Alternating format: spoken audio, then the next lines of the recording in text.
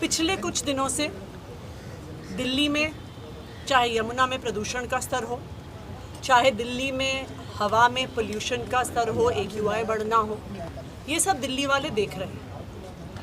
दिल्ली वालों को पता होना चाहिए कि चाहे यमुना का प्रदूषण हो, चाहे दिल्ली की हवा का प्रदूषण हो, इसके पीछे एक ही कारण है और वो है भारतीय जनता पार्टी की गंदी राजनीति।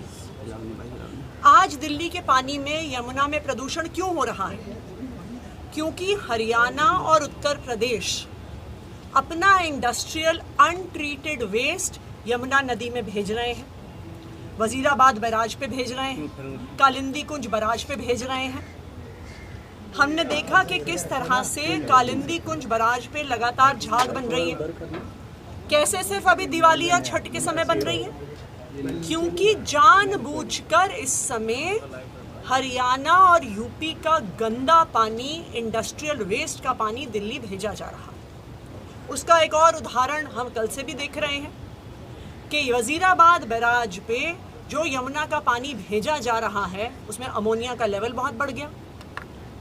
कल शाम तक 3 ppm पर अमोनिया का लेवल पहुंच गया।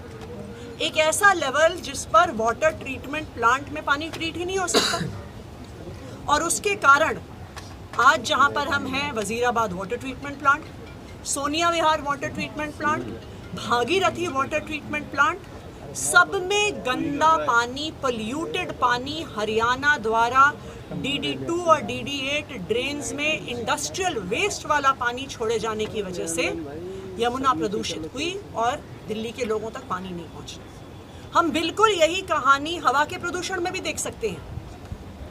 एक तरफ पंजाब है जिसने 2021 से 2023 में अपनी स्टबल बर्निंग आधी कर दी और 2023 से 2024 में 25% और कम कर दी। और दूसरी तरफ हरियाणा और उत्तर प्रदेश हैं जहां पे लगातार स्टबल बर्निंग, पराली जलाने के इंस्टेंसेस बढ़ते जा रहे हैं। हरियाणा में 23% से बढ़ गए, उत्तर प्रदेश में 70% से बढ़ गए।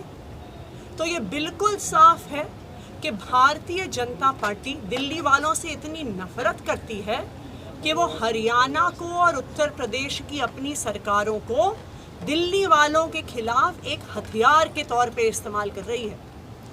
मैं भारतीय जनता पार्टी से कहूँगी कि आप आम आदमी पार्टी से नफरत करते हो, दिल्ली के लोगों से नफरत क्यों कर रहे हो?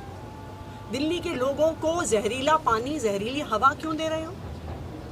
और मैं दिल्ली के लोगों को भी ये बताना चाहती हूँ कि चाहे कितनी भी गंदी राजनीति भारतीय जनता पार्टी करे, आम आदमी पार्टी की सरकार अरविंद केजरीवाल जी के मार्गदर्शन में इनकी गंदी राजनीति, इनके द्वारा बनाई गई समस्याओं का समाधान निकालेगी।